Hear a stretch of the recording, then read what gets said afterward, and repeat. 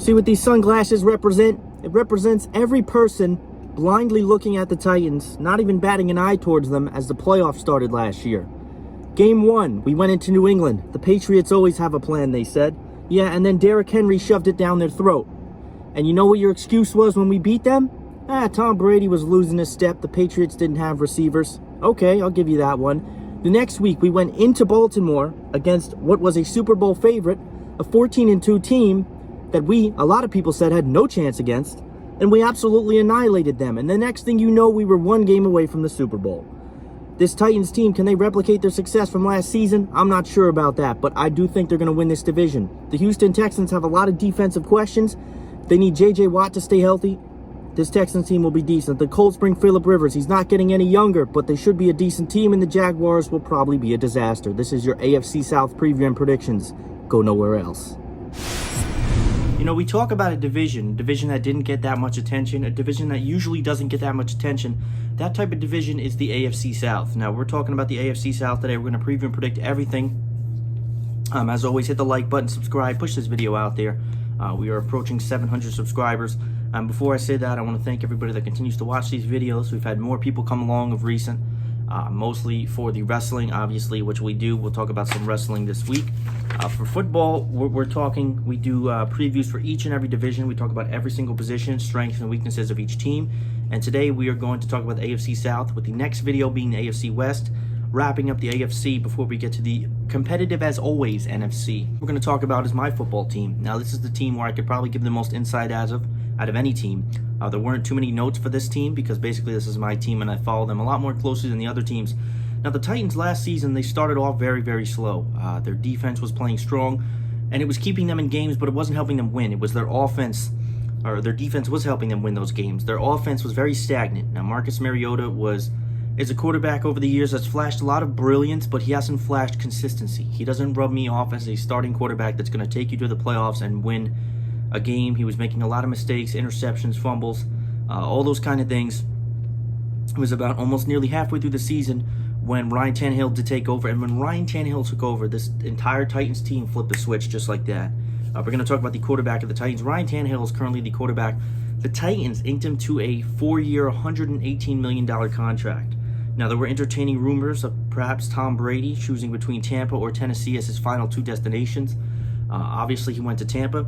The Titans were so sold on Ryan Tannehill that they gave him that $118 million contract. Me personally, I liked what I saw from Tannehill. He showed a lot of skill, but this is a very run-heavy team.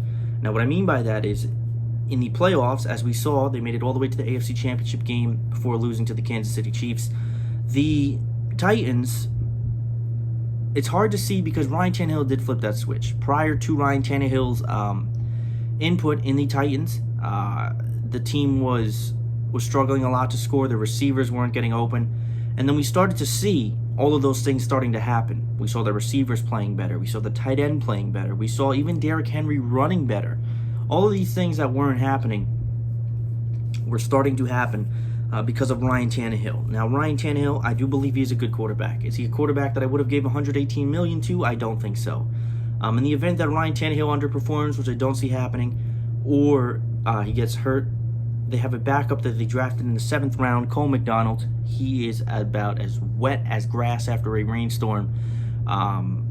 He has no experience in the NFL, so we're going to hope that Tannehill stays healthy. He does have some injuries, but he stayed healthy, and he led the Titans to 7-3 through his 10 starts on the Titans in 2019. I'm very looking forward to see what Ryan Tannehill can do. I don't know if he will have the success level that he demonstrated last year, but I do see the Ryan Tannehill having a good season, and I'm hopeful that my Titans do as well. Now, running back, there's a saying, work so hard that when you walk into the room, you no longer need to introduce yourself. That applies to Derrick Henry. Derrick Henry was a running back that a lot of people knew, but after this NFL season, every person that is an avid football fan knows exactly who he is. They know when he's coming, and they don't know how to stop him. Derrick Henry was the 4th person to get a football jersey from me, was the 4th person that I purchased a football jersey of. He's an absolute monster. He signed a 4-year, $50 million deal this offseason. Now, the importance, a lot of people don't tend to look at this. Let's talk about a change of pace back. A change of pace back is so important in the NFL because I feel like a lot of teams don't have it, and the Titans didn't have it. They now have that. that they drafted the third round. They drafted Darian Evans to help Henry. Now, Dion Lewis was supposed to be a change of pace back, but he really didn't do much for me at the Titans at all. He will now take his talents to be the change of pace back for the New York Giants. But Derrick Henry was a monster. He really was. He led the league in rushing yards. He was tied with touchdowns, yards per carry, and there's really not too much to say about Derrick Henry that hasn't been said. The only thing that worries me is his play style. He's a very strong and big dude, and once he gets going, he has a lot of speed. But what worries me about Derrick Henry is his length of his career. This 4-year contract could be the one and only contract he signs because his play style is not suited for a long career. But he's amazing. The first game in the playoffs against New England, 188 yards, self-explanatory. And the second game against Baltimore, 195. He literally bulldozed the Titans to the AFC Championship game. And hoping all good health, knock on wood, Derrick Henry comes back strong, and he continues to do what he does best, and that's run the football. Receivers. Now, this is a interesting core here. Adam Humphries needs to stay on the field. The Titans did sign him, but he was not a big name for the Titans this past season. A.J. Brown was really the guy that started to break out and benefit from Ryan Tannehill's involvement in the offense. He's a young rookie, but I'm thinking that he's one of those receivers this year that could really break out. Now, the problem is how much can a wide receiver break out in a run-heavy offense? Well, that question is an answer that I don't have. But I think A.J. Brown could definitely be due for a good season. And he's one of the guys that I think I would watch closely. Jonnu Smith as well at tight end, obviously with Delaney Walker not happening so much for the Titans. Jonnu Smith flashed as the season went on. He was one of those tight ends where I feel like he didn't put up 150 yards a game, but he was one of those tight ends where you needed the play to be done the most. Jonnu Smith made it happen. I will take a clutch player any day over a player that gets 150 every game. Those are the wide receivers. Now, the offensive line is a bit of a difficult situation. Before I continue, I want to say that there was somebody tree cutting. Literally, my neighbor is tree cutting. So if you hear all that, I deeply do apologize. The offensive line is interesting. Ben Jones, Davis, they drafted Isaiah Wilson. The Titans' first pick was an offensive lineman. Now, this team had very good run blocking this past offseason, but pass protection was one of the problems of the Titans. I felt that, Tannehill was under pressure a little bit. Mariota was always under pressure. But run protection was always a good thing for the Titans. Taylor Lewan needs to play smart. He made a lot of penalties that cost the Titans in crucial games, especially in the playoffs. And they did, unfortunately, lose one of their better linemen, Jack Conklin, who took his talents to, I believe, Cleveland. But this offensive line in general is looking to improve its pass protection, but the run protection is as good as it's ever been. Derrick Henry he's something special to watch. Defensive line, now there's a bit of question marks here. The team signed Vic Beasley. Now, we were being told as far as a couple of days ago that Vic Beasley was not a show at camp. We didn't know exactly where Vic Beasley was. He did not show up at the Titans camp. He eventually did show up. Vic Beasley is a talented player. He has a lot of injuries in his past. He's coming from the Atlanta Falcons, and he's looking to be that edge rusher for the Titans. Jeffrey Simmons came back decent from injury. Jones and Mack are also on the outside. The team, unfortunately, did lose one of their long-term captains, Jarrell Casey, as he went to the Denver Broncos, and they also signed Crawford as well. The defensive line is from what I would think is going to be anchored by Vic Beasley. He's that edge rusher. Now, the Titans' pass rush last season was a little bit underwhelming. I think come playoff time, it really did develop. The pass rush was extremely heavy against Lamar Jackson, and again, Lamar Jackson's one of those players where if you take his legs away from him, he's going to have a tough night, and that's exactly what happened. Losing Jarrell Casey was a bit of a blow. He was a good player. I liked him. But me personally, I think Vic Beasley, if he can stay on the field, he should be a good edge rusher for the Titans. I really was a little bit disappointed with Cameron Wake. There was a lot of potential going into him, but he got hurt and he went down early and he never really came back the same. Linebackers could be one of the best units to watch and have a huge year. This is a very young group, but there's a lot of potential with this Titans linebacking core. It's a young group. Rashaan Evans, Jayon Brown, Harold Landry, they're all being joined by Vic Beasley. I think I lied when I said Vic Beasley was on the defensive line. I know he's a linebacker, but I'm saying he could play defense. Actually, that's full of shit. Excuse me for that. I worded that wrong. All right, it was a typo. The linebacking crew could be interesting to watch. Very young, but very fast. And I think that linebackers are very important for your team because you need to get to that quarterback. When I talk about my favorite part of the Titans, outside of Derrick Henry, it's the secondary.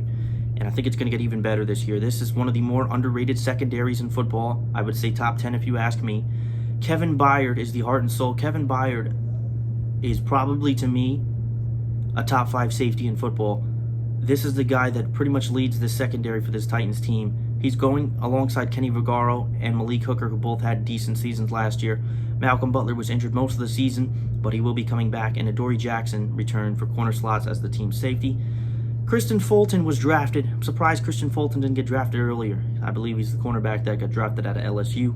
The team drafted Christian Fulton. Look for the secondary to make a lot of plays this season. That's really the Titans preview. I don't think there's any reason why we can't win the division. Do I think the Titans are going to have the year that they had last year? I don't know if that was a miracle run. You know, this division gets a little bit more difficult when I get to the next team. But me personally, I think we will win this division. Do we make it to the AFC Championship again? I don't know. I really don't know. It's Ryan Tannehill's first test as a starter for the full year for this Tennessee Titans team. So that's where it comes down to Ryan Tannehill, if you ask me. Derrick Henry's going to do what he has to do. I have no doubt about these receivers. The defense as well. You know, we're going to see what happens. The linebackers look good. The defensive line, some question marks.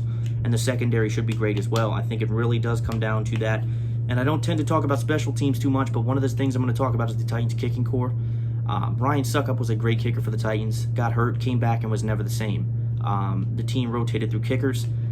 Kicking is one of the things that's going to be a concern of mine going through this year as a Titans fan, and I really just spent 11 minutes on this Titans team. I don't spend 10. The team that Street Smith's football said will finish third in the division, and I'm not sure about that. That's the Indianapolis Colts. Despite age, Phillip Rivers will now find a new scenery and his new targets. In the event of injury or poor play, the Colts have a solid backup in Jacoby Brissett, who remains second string. Now, I thought personally in the offseason Jacoby Brissett was going to find his talent to go elsewhere.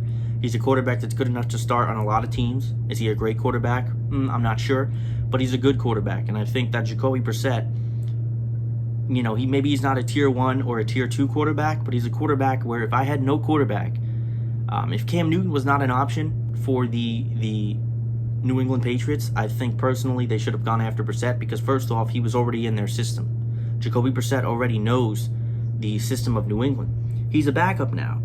Now, Phillip Rivers is not getting any older or younger, but I don't think he's going to have a problem. He has some new names to work with, and this Colts team is an underrated team. And the Colts, for the last couple of years, have been an underrated team that has been at the core of a lot of untimely injuries. And I do think that Phillip Rivers will find success on this Colts team. Does it lead to a division title? I don't think so. But I do think that this Colts team, maybe not the whole season, but they'll be vying for somewhat of a playoff spot at some time. Now, running back, we talk about Marlon Mack. He's coming off a good year. The Colts also have Jonathan Taylor, who they drafted, will complement him nicely. So far, quarterbacks and running backs shouldn't be a problem for the Colts. The receivers, this is where the unit needs a huge breakout season.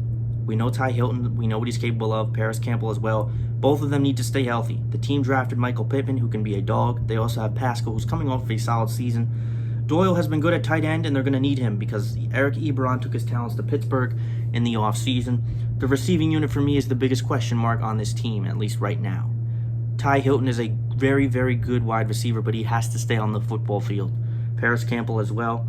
The team's draft, I think that this receiving core is going under a lot of construction this offseason, but there is potential. And their offensive line is pretty solid. It consists of Costanzo, we know who him is, Quentin Nelson, and Dennis Kelly as well. There's lots of depths on this offensive line, so it might be a bit of a challenge trying to get everybody on the offensive line to get playing time, but in general, as the offensive line goes, the Colts are pretty good at that spot. Phillip Rivers is not going to walk into a team that has no offensive line. There are some very good names on this offensive line for the Colts.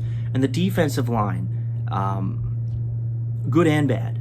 Good because they got a monster acquisition of DeForest Buckner from the San Francisco 49ers midway through the offseason.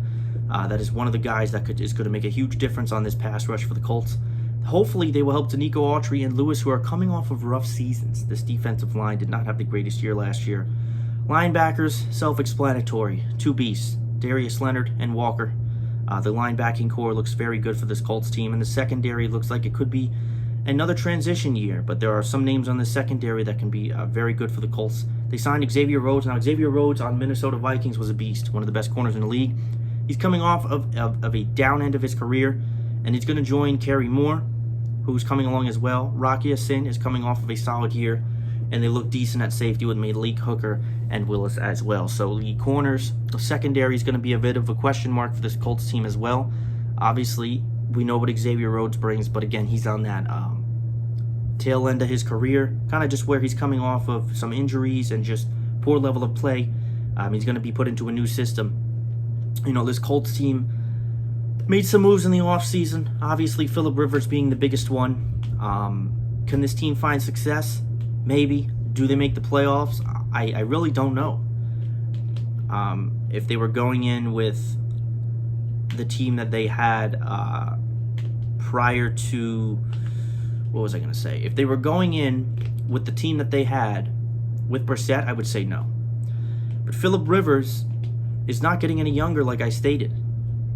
Are they going to win a championship? No. This Colts team is not going to win any type of championship. But I don't think it would be that outlandish to think about an AFC wildcard title. Or an AFC wildcard. I think it's going to come down to the very end of the season for this Colts team. If I had to put my money, I'd say no. I want them to. Well, I don't, because I'm a Titans fan. I would like to see success for Phillip Rivers. That's what I would like to see. And I think that this Colts team is very friendly. They have a fantastic coach. And there are some names coming on here. There are some question marks. But if there's any guy I want to see succeed right now in the NFL, it's Phillip Rivers. He is so long overdue, it is ridiculous. Houston Texans. Well. Despite all of the problems with this Houston Texans team, they have so much talent. There is so much transition for this Houston Texans team. It is honestly ridiculous. Deshaun Watson at quarterback speaks for himself. Does anybody know who the backup is? Is it still, what's his name? Who's the Houston backup? What's his name? Forgot. Is it, it's on the tip of my tongue. He played for Cincinnati. Oh my God. I know exactly who it is. Somebody in the comment section is going to tell me. Who's the backup for Houston? I don't know if it's still him. Oh my God, this is going to kill me for the next 5-10 minutes. The backup for Houston. AJ McCarron, thank you very much. I don't know if he's still there. He probably is long gone. Deshaun Watson speaks for himself. He's a fantasy machine. There's no question, no type of challenge here at quarterback. Running back had some problems last year. The team lost Lamar Miller in preseason with a torn ACL. They did sign Carlos Hyde, who showed out. And David Johnson is part of that Deandre Hopkins trade, obviously losing Deandre Hopkins. Now, David Johnson was a good running back on the Cardinals, but it's been 4 years since we've seen that version of David Johnson. Lots of injuries. And for some reason, this Houston Texans team and Bill O'Brien and his questionable decisions made a move to get David Johnson.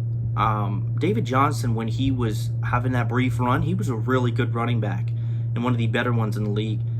Maybe he gets back to that form, maybe he doesn't, but there's a huge question mark at the running back core. Wide receiving core, a lot of people are gonna say goes into a tailspin. I honestly don't think that them losing Hopkins is a game breaker. Yes, it's a game breaker for the level of talent that he was, but I don't sit here and say that them losing DeAndre Hopkins is the end of the world, because this team still has a good receiving core. They signed Cooks. They need a Will Fuller to stay healthy. Okay, Stills is also there, and they have a great tight end. This wide receiving core can be a fantasy match made in heaven. Now, it's not going to be a Kansas City type of receiving core, but this Houston Texans team has weapons. So yes, DeAndre Hopkins is irreplaceable, but they have weapons that can counteract that. The offensive line needed a big overhaul. They drafted Tyus Howard as their first pick and Scrappling as well. Laramie Tunsil has been solid on the line. This offensive line was terrible last year. It got better than it did the year before that, but 44 sacks given up is not good. Defensive line, the team desperately, and I mean desperately, needs J.J. Watt to stay healthy. They also lost DJ Reader. Blackson is on, and he needs a huge year from the D-line. So at this point, the Houston Texans have so many question marks. What is the run game going to look like? The offensive line is in an adjustment season. The defensive line needs to stay on the field. They lost some key players.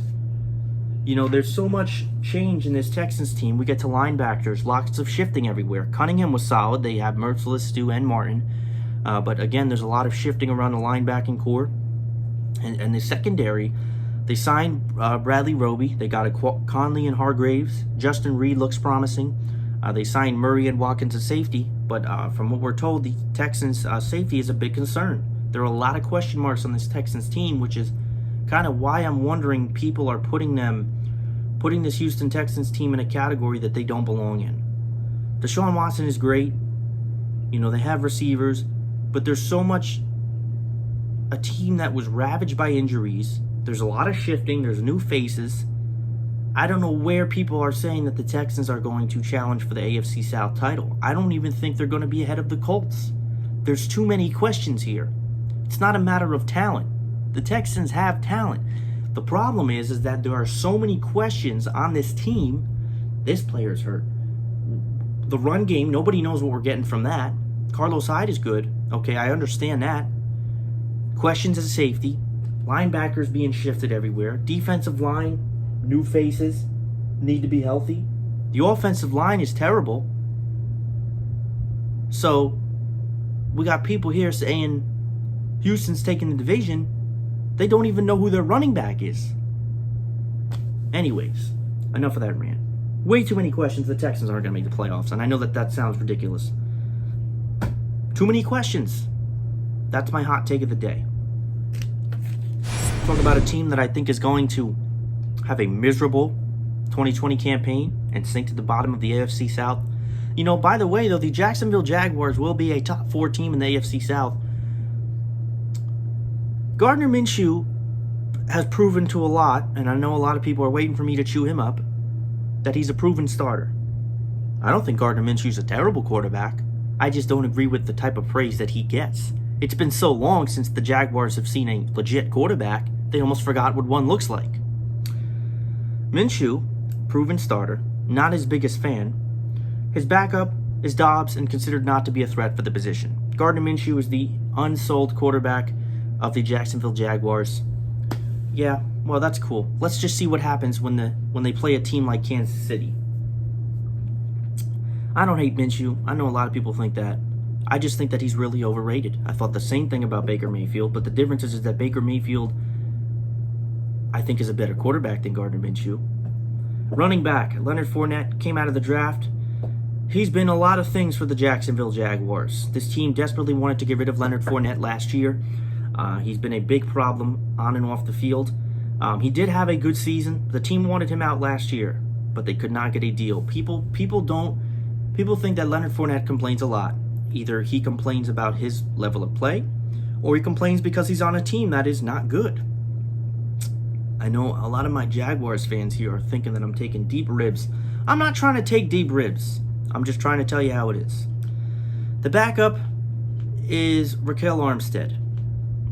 The last thing they want is to not have Fournette. The Jaguars, in this season, are better off either getting a trade done for him or getting no trade done at all. Wide receivers, DJ Chark is coming off of a great year. Also, Conley and Dede Westbrook, Oliver and Eifert will battle tight end duties. They have a good receiving core. DJ Chark is a good receiver. Conley, Dede Westbrook. Tyler Eifert could get a chance at tight end. Will probably beat out Oliver for the tight end duties. The offensive line, Norwell, Lindor, and Robinson is coming off of an injury, and Taylor at tackle. It's not the worst offensive line in the world, but it's not amazing either. Some problems where this is where it gets to it is this Jaguars team had a good defense the last couple of years. Now it's got some question marks. The first one is well, no, this is not a question mark. Josh Allen is coming off of a very good season on the D-line for the Jaguars. They lost Calais Campbell, that's an irreplaceable face, and Yannick Njoku wants out. But they drafted Kevon Chasen, who is one of the better defensive players in the draft. Me personally, the sooner they get Yannick out, as long as they get something good for him, the better. Linebackers. This team needs improvement from their linebackers. Miles Jack is going to be rotating in a different spot. Schobert comes along, and they also signed Jacobs. They need their linebackers to step up a little bit. They took a huge hit on the secondary, and it started midway through last season when Jalen Ramsey went to the LA Rams. The team also lost A.J. Boy, Ramsey, mid-year last year. They did draft C.J. Henderson. They also have Herndon, who's decent, Wilson, and Harrison at safety.